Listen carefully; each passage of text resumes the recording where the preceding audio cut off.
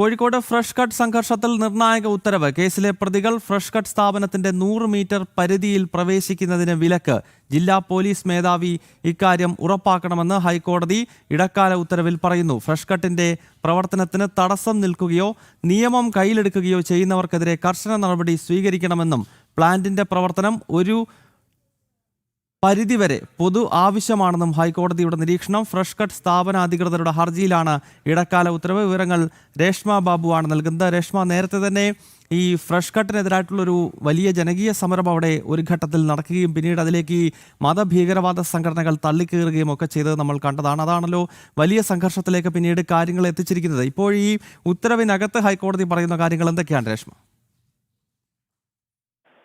ഗൗതം, അതായത് fresh cut അറവുമാലിന്യ സംസ്കരണ പ്ലാന്റിന്റെ പ്രവർത്തനം അതൊരു പരിധി വരെ പൊതു ആവശ്യമാണെന്നാണ് ഹൈക്കോടതിയുടെ വിലയിരുത്തൽ. അതിന്റെ അടിസ്ഥാനത്തിൽ ഈ ഫ്രഷ് കട്ട് സ്ഥാപനത്തിന് അതിന്റെ നടത്തിപ്പിന് നേരത്തെ തന്നെ ഒരു പോലീസ് സംരക്ഷണം ഉറപ്പാക്കിയിരുന്നു. അതിൽ മറ്റൊരു നിർദ്ദേശം കൂടിയാണ് ഇപ്പോൾ ഹൈക്കോടതി സിംഗിൾ ബെഞ്ച് നൽകിയിട്ടുള്ളത്. അതായത് ഈ കോഴിക്കോട് ഫ്രഷ് കട്ട് ആ ഒരു സ്ഥാപനത്തിലേക്ക് നടത്തിയ സമരം അതൊരു സംഘർഷത്തിലേക്ക് കലാശിച്ചിരുന്നു. അതിൽ ഒരു തുടർന്ന് കേസുകൾ എടുത്തിരുന്നു. ആ കേസിൽ പ്രതി ചേർക്കപ്പെട്ട ആളുകൾ യാതൊരു കാരണവശാലും ഈ ഫ്രഷ് കട്ട് എന്ന സ്ഥാപനത്തിന്റെ ഗേറ്റിന് 100 മീറ്റർ പരിധിക്കുള്ളിൽ പ്രവേശിക്കുന്നതിന് ഹൈക്കോടതി വിലക്ക് ഏർപ്പെടുത്തിയിരിക്കുകയാണ്. ഇക്കാര്യം ജില്ലാ പോലീസ് മേധാവി ഉറപ്പാക്കണമെന്നുള്ളതാണ് ഹൈക്കോടതിയുടെ ഇടക്കാല ഉത്തരവ്. നേരത്തെ തന്നെ ഈ ഫ്രഷ് കട്ട് സ്ഥാപനാധികൃതർ നൽകിയ ഹർജിയിൽ ഹൈക്കോടതി പോലീസ് സംരക്ഷണം ഇടക്കാല ഉത്തരവ് പുറപ്പെടുവിച്ചിരുന്നു. അതിന് പുറമെയാണ് ഇപ്പോൾ ഈ 100 മീറ്റർ അധികാരം അല്ലെങ്കിൽ ആ 100 മീറ്റർ പരിധിക്കുള്ളിൽ ഈ കേസിലെ പ്രതികളൊന്നും തന്നെ പ്രവേശിക്കുന്നതെന്നുള്ള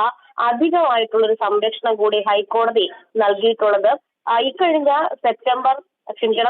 ഒക്ടോബർ 21-ാം തീയതിയാണ് ഈ ഒരു സമരം ഉണ്ടാകി. അതിലേക്ക് മത മൗലികവാദികളൊക്കെ തന്നെ നുഴഞ്ഞു കയറി അതൊരു സംഘർഷത്തിലേക്ക് കലാശിക്കുകയൊക്കെ ചെയ്തു. അതിൽ ഉന്നത പോലീസ് ഉദ്യോഗസ്ഥർക്കടക്കം പരിക്കേറ്റിരുന്നു. ഈ ഒരു സാഹചര്യം ഒക്കെ തന്നെയാണ് ഫ്രഷ് കട്ട് അധികൃതർ ഹർജിയിലൂടെ അഭിഭാഷകൻ മുഖേന ഹൈക്കോടതിയെ അറിയിച്ചത്. അതുകൊണ്ട് തന്നെ ഇതൊരു അടിയന്തര സാഹചര്യം കൂടി കണക്കിലെടുത്തുകൊണ്ടാണ് ഫ്രഷ് കട്ടുമായി ബന്ധപ്പെട്ട ഒരു സുപ്രധാനമായ ഉത്തരവ് ഹൈക്കോടതിയുടെ ഭാഗത്ത് നിന്ന് ഉണ്ടായിരിക്കുന്നു. ഈ കേസിലെ പ്രതികൾ ഈ സ്ഥാപനത്തിന്റെ പരിധിയിലേക്ക് അവർ കടന്നു കയറരുത് എന്നത് സംബന്ധിച്ചുള്ള നിർദ്ദേശമാണ് കോടതിയുടെ ഭാഗത്ത് നിന്ന് ഉണ്ടായിരിക്കുന്നത്. നമുക്കറിയാം, ഈ കേസിൽ പ്രതികളാക്കിയ പല ആളുകളും SDPI പോലെയുള്ള ഭീകര സംഘടനകളുടെ സജീവ പ്രവർത്തകരും അതിൻ്റെ ചുമതല വഹിക്കുന്നവരും ഒക്കെയാണ്. അതിനാൽ വളരെ ഗൗരവത്തോടെയാണ് കോടതി ഈ കേസ് ഇപ്പോൾ കൈകാര്യം ചെയ്യുന്നത് എന്ന് വേണം മനസ്സിലാക്കാൻ.